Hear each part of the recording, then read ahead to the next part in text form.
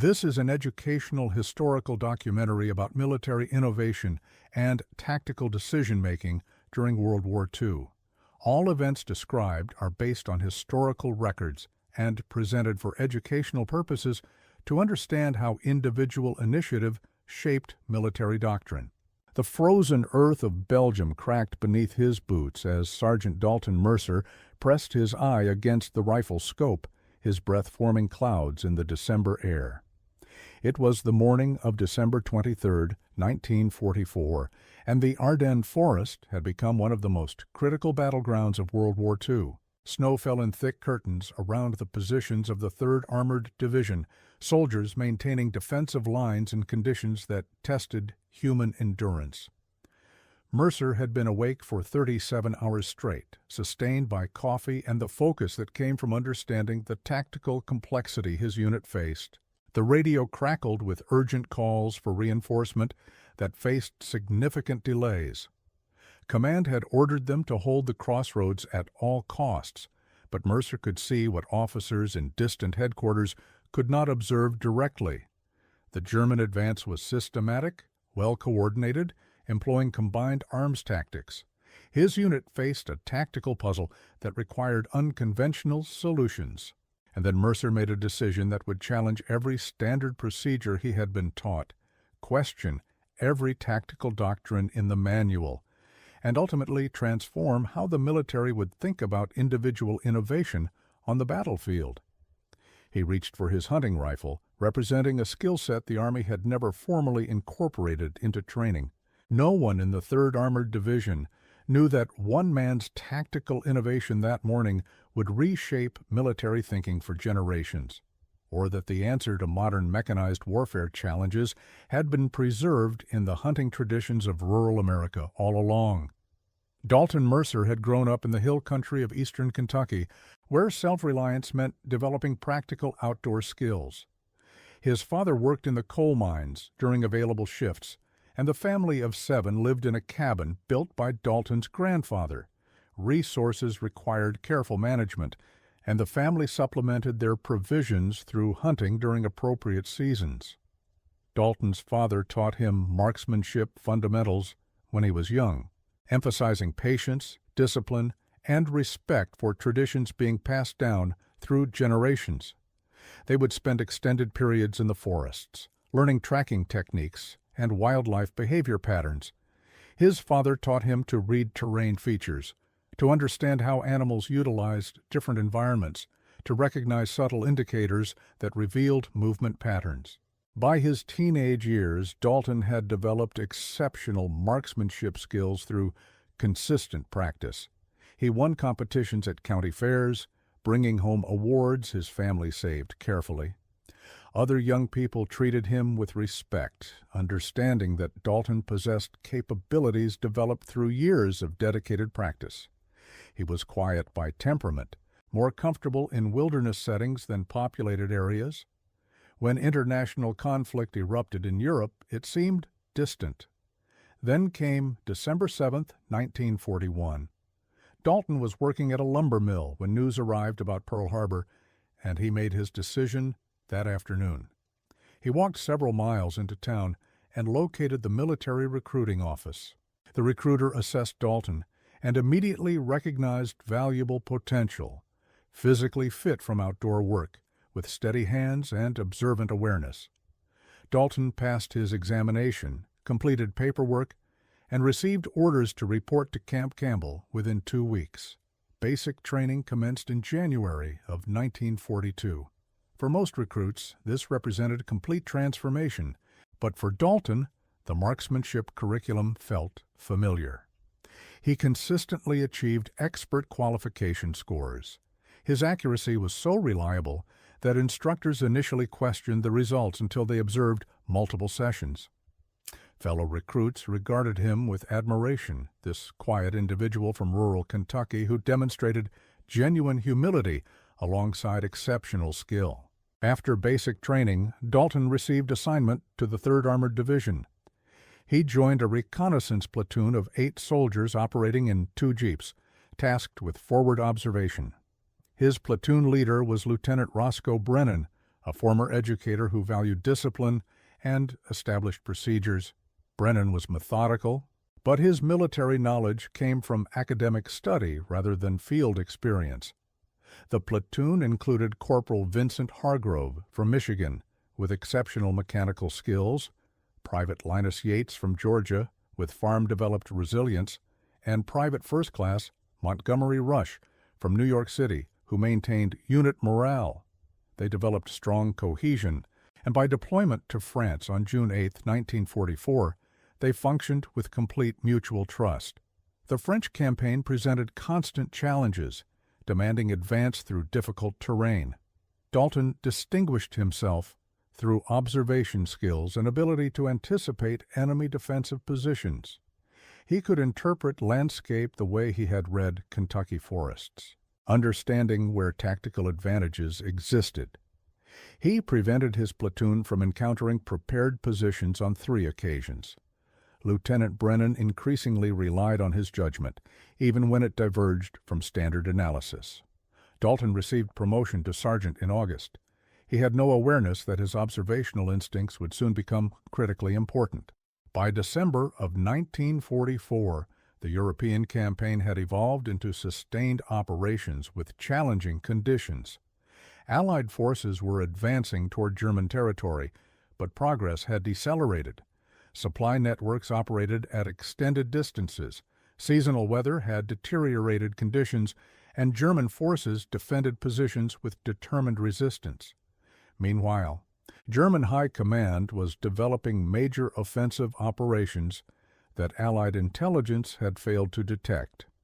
Adolf Hitler personally ordered a massive counteroffensive through the Ardennes forest, utilizing the same geographical approach Germany had employed in 1940. German forces assembled 24 divisions with extraordinary operational security, representing more than 200,000 personnel supported by hundreds of armored vehicles. The Ardennes sector had been classified as relatively stable, defended by American divisions that were either newly deployed or recovering from previous engagements. Allied commanders concluded that German forces no longer possessed capability for major offensive operations, dismissing reports from forward units indicating unusual activity. The German offensive commenced before sunrise on December 16, 1944, achieving complete tactical surprise. 3 German armies penetrated American defensive positions, creating the pronounced bulge that would define this engagement. American units faced rapid tactical deterioration, potential encirclement, or requirements for urgent withdrawal. Communication systems became disrupted, command facilities were relocated hastily, and entire formations found themselves operationally isolated. The 3rd Armored Division received urgent orders northward to help stabilize the breakthrough, conducting forced movement through snow and hazardous conditions. They reached Belgian territory on December 21st and engaged in defensive operations around Hotten, a road junction German forces required for continued advance. The division received responsibility for defensive line extending more than 15 miles, requiring dispersing units beyond ideal concentration. Dalton's reconnaissance platoon received assignment monitoring the northern approach toward Hotten, observing a road curving through substantial forest cover. They established observation position on elevated terrain and prepared for extended monitoring. The cold exceeded anything Dalton had experienced, a penetrating chill that no available clothing could counter. Lieutenant Brennan established command position in a farmhouse half a mile toward the rear, maintaining regular radio communication. The operational orders were explicit. Observe and report enemy movement. Do not initiate engagement unless directly threatened. Maintain communication discipline and conserve ammunition. If German forces approached in overwhelming strength, execute tactical withdrawal rather than accept encirclement risk. These were tactically sound orders that made operational sense from headquarters perspective. But Dalton developed growing conviction that conventional responses might prove insufficient. On the morning of December 23rd, tactical conditions deteriorated rapidly. German forces had achieved breakthrough success in adjacent sectors, creating encirclement threat. Dalton's platoon transmitted reports of German infantry reconnaissance at 0600 hours. By 0800 hours, Corporal Hargrove identified a German armored column advancing along the road, at least 6 tanks with mechanized infantry. Dalton transmitted intelligence to Lieutenant Brennan, who acknowledged and forwarded through command channels. Artillery support was requested, but remained unavailable, committed to other sectors. Dalton observed through optical equipment as the German column halted just beyond effective range, conducting tactical assessment. He could observe officers coordinating, clearly developing plans for assault. He understood what would follow. The German forces were preparing coordinated assault, and his reconnaissance element faced overwhelming disadvantage. Standard doctrine was clear. He should initiate withdrawal, follow procedures, move to the main defensive line, or he could implement something entirely different, an approach challenging every protocol he had learned, but aligning with specialized capabilities he possessed. He thought of his father moving through Kentucky forests with patient deliberation, waiting for optimal moments. He thought of successful long-range shots requiring absolute confidence and flawless execution. And he made his decision. Dalton explained his proposed course of action to his unit. They regarded him with expressions combining doubt with desperate hope. Private Yates spoke with concern. "Sergeant, this could result in serious consequences," Dalton acknowledged slowly, attention fixed on the German column. "Probably accurate. But those armored vehicles will penetrate our defensive line if someone doesn't disrupt their coordination." Corporal Hargrove verified his equipment. "If you're implementing this, we're supporting you completely." Dalton retrieved a rifle the Army had never issued, a Winchester Model 70 he had transported from Kentucky and maintained through 2 years of service. It was a hunting rifle chambered in .30-06, equipped with optical sight he had purchased independently. The wooden stock showed wear from years of use. He had maintained it meticulously every week, keeping it protected, prepared for circumstances he never expected. "I'm not targeting the armored vehicles themselves," he stated clearly. "I'm targeting the tactical leadership coordinating their advance." The German forces had committed tactical error from overconfidence. Armored vehicle commanders were positioned in open hatches, exposed above protective armor, conducting terrain assessment and coordinating advance. Dalton understood that commanders functioned as critical decision-makers. Without effective command presence, armored vehicles would experience degraded coordination, with crews operating without unified direction. If you could disrupt the leadership structure, you could create confusion throughout the formation, purchasing critical time for friendly forces to respond. It represented unconventional thinking no manual had documented. Practical application of precision, marksmanship to modern battlefield conditions. Dalton moved to position offering superior angle. He estimated range at approximately 400 yards, exceeding typical engagement distances, but within his capabilities. He established stable prone position, utilizing his pack for support. The optical sight brought the formation into sharp focus. He could observe commanders clearly, young soldiers following orders. He experienced no animosity, only understanding of tactical necessity. Wind moved from the west at approximately 10 miles per hour, and he adjusted his calculations. He controlled his breathing, reducing his heart rate, entering focused concentration his father had described as complete mental clarity. The initial shot carried greatest significance because results would determine whether his approach remained viable. He selected the commander of the lead vehicle and positioned his aiming point to account for projectile drop and wind deflection. He applied smooth trigger pressure. The rifle recoiled, and through the sight, Dalton observed the officer react and descend rapidly into his hatch. Other commanders responded immediately, moving to protected positions. suddenly aware they faced precision fire from concealed marksmen. But they had not identified the source, and their confusion provided seconds for his second target. He operated the bolt smoothly and shifted aim toward the second vehicle. That commander had partially closed his hatch, but remained partially visible. Dalton engaged, demonstrating his maximum capability. Now German forces understood they confronted highly skilled marksmen, and remaining commanders secured themselves within full protection. But tactical disruption had been achieved. Without commanders visible for coordination, the formation had lost capacity to function as unified element. Vehicles began advancing, but with obvious uncertainty and degraded coordination. Dalton shifted attention toward mechanized infantry. He began engaging selected targets representing leadership based on observable indicators through his sight, including uniform variations and behavioral patterns suggesting command responsibility.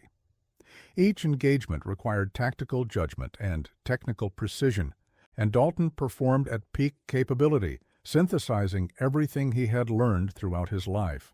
His father's instruction, countless practice hours, mechanical understanding of ballistics, patience for optimal opportunities, all came together in integrated display his platoon would remember permanently. Corporal Hargrove observed through equipment providing assessment. Multiple successful engagements confirmed this approach is remarkably effective at disrupting coordination. Private Yates operated radio, urgently requesting artillery support while providing updated situation assessment. Lieutenant Brennan responded, voice reflecting confusion about the unexpected development. Sergeant Mercer, provide immediate situation report. What actions are you conducting? Dalton maintained focus while responding. Sir, I am conducting precision engagement against enemy command personnel at approximately 400 yards. I have disrupted coordination capability of at least 6 leadership positions. German advance has halted, and coordination appears significantly degraded. Extended pause in communication occurred. Sergeant, your explicit orders specified observation and reporting, not authorization for engagement. Dalton maintained professional tone. Respectfully, sir, enemy forces in significant strength are positioned in our sector, and if we don't disrupt their coordination during this opportunity, they will penetrate our defensive sector with armored capability. I possess capability to accomplish this disruption, but maximum effectiveness requires artillery support on transmitted coordinates. Enemy forces are concentrated and experiencing command confusion. This represents optimal opportunity that may not persist. Another pause, and Brennan's voice returned, noticeably different. Understood, Sergeant Mercer. I will secure artillery support. But understand that if this approach fails, we both face serious consequences. Artillery support arrived 12 minutes later, delivering concentrated fire creating devastating disruption on the stalled formation. Shells impacted among vehicles, and Dalton observed secondary detonations. German forces that survived initiated withdrawal in disorganized manner, conducting retrograde movement, abandoning damaged vehicles. Dalton's platoon maintained observation for 6 additional hours until relieved by elements from main defensive force. The aftermath presented complicated command dynamics. Lieutenant Brennan conducted thorough debriefing, documenting all events. Dalton had violated explicit orders and utilized unauthorized personal weapon. Brennan could have recommended disciplinary action. Instead, he prepared report emphasizing operational results, highlighting that Sergeant Mercer had demonstrated exceptional initiative in disrupting enemy assault threatening the sector. The report generated substantial discussion among senior officers. Some expressed concern about breach of discipline. Others adopted pragmatic perspective, recognizing Dalton had achieved critically important success through methods conventional doctrine could not have accomplished.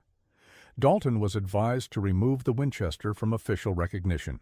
He respectfully declined, explaining it was important family property he intended to transport home upon service completion. The disagreement was resolved when a senior colonel made personal visit. "Sergeant," the colonel stated, "your actions represented either questionable judgment or remarkable innovation. Commanders are still debating which interpretation is accurate, but you achieved results that preserved defensive integrity. You may retain your rifle. I will ensure nobody creates difficulties regarding that matter, but understand you benefited from favorable outcome." If results had been negative, there would have been no possible intervention protecting you from severe consequences. The Battle of the Bulge continued through December and into January of 1945, representing the final major German offensive in Europe. The 3rd Armored Division continued fighting throughout. Dalton continued applying his precision marksmanship when situations presented opportunities. Information spread about the sergeant from Kentucky who possessed frontier-era precision capabilities. Private Yates informally designated him the Kentucky Rifle, and the identification became widely recognized. Dalton found attention uncomfortable, but understood his reputation provided tactical advantage. German forces became notably more cautious, and that behavioral change reduced their operational tempo. American soldiers who knew the Kentucky Rifle supported their sector reported increased confidence. Dalton had become force multiplier, demonstrating that individual capability could create significant tactical impact even in mechanized warfare era. European operations concluded on May 8, 1945. Dalton had survived 23 months of combat deployment. He received discharge in July with honorable status, Purple Heart, and Bronze Star for valor. He returned to Kentucky in August, transporting his Winchester, and discovered his hometown had experienced minimal change compared to his transformation. That first evening, he sat with his father on their porch. Eventually, his father asked, "Did Army training teach you capabilities I didn't provide?" Dalton considered carefully before responding. "They taught me how to follow orders and function within military structure, but you taught me the more important lesson about when orders require questioning based on observation and judgment," his father acknowledged with understanding. That represents the truly critical distinction. Any person can learn to follow orders. True wisdom involves recognizing when orders prove inadequate for the situation you're facing. Dalton married in 1946 and established modest civilian life. He worked various positions, eventually with State Forestry Service, where his wilderness knowledge proved valuable. He rarely discussed combat experiences, following the pattern of his generation, but military institutions had not forgotten. In 1948, he received correspondence from Corporal Hargrove. "Your actions in Belgium have become recognized case study within Army training systems. They're conducting instruction on adaptive tactics, and your actions are included as primary case study.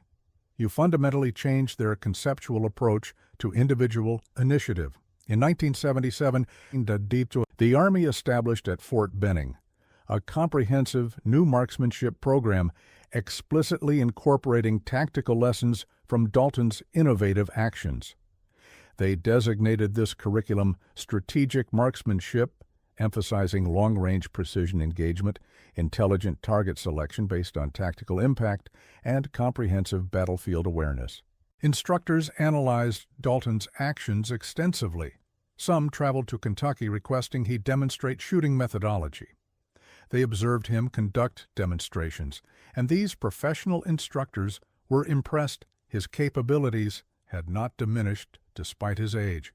Strategic marksmanship became permanent Army training element, evolving into specialized sniper training modern forces consider operationally essential. Dalton never claimed credit, but historians understood where foundational concepts originated. They traced to a sergeant who questioned procedures and utilized hunting rifle to disrupt armored advance, demonstrating that individual initiative and unconventional capabilities could create significant tactical value.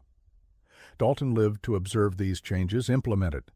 military recruiting began deliberately seeking hunters and individuals with outdoor skills, recognizing capabilities were operationally valuable. Specialized sniper units became standard in every division, with personnel trained to operate independently and trusted to exercise judgment. His actions had been incorporated into case studies at West Point and Army War College, examined by officers studying relationships between tactical innovation and strategic success. He received steady correspondence from soldiers trained in methodologies his improvisation had inspired. Some wrote expressing gratitude for pioneering techniques enhancing their survival during deployments. Others wrote acknowledging professional debt toward someone whose example shaped their approach. Dalton answered what correspondence he could, though as he aged through his 70s and 80s, this became increasingly difficult. Dalton passed away peacefully in March of 1998 at age 76. His funeral was attended by more than 300 people, including veterans from multiple conflicts, active duty soldiers, and military historians. His Winchester was displayed with respect. The rifle was eventually donated to National Infantry Museum at Fort Benning, where it remains on display in an exhibit dedicated to documenting evolution of American marksmanship doctrine. The informational placard tells the complete story of Sergeant Dalton Mercer and that morning in Belgium, explaining how one soldier's tactical innovation preserved defensive integrity and transformed how the Army conceptualized individual capability and tactical flexibility. The legacy of Dalton Mercer extends beyond military history into broader examination of judgment, initiative, and individual responsibility within hierarchical organizations. His experience raises important questions about balance between obedience and innovation, about circumstances under which challenging procedures becomes necessary. He questioned conventional approaches when observation suggested they were inadequate, and his innovation achieved important results. Modern Army doctrine explicitly emphasizes adaptability and innovative thinking, but tension continues between this emphasis and institutional requirements for coordination. Dalton's experience has become reference point in ongoing discussions within military education. What makes his experience particularly meaningful is recognizing he was not exceptional in most dimensions. He was simply capable individual with specific skills developed through particular background who encountered situation where those skills addressed critical need conventional capabilities could not fulfill. He made choice requiring not physical courage celebrated in traditional narratives, but moral courage of questioning authority when he believed circumstances demanded unconventional response. And critically, he experienced favorable outcome validating his judgment.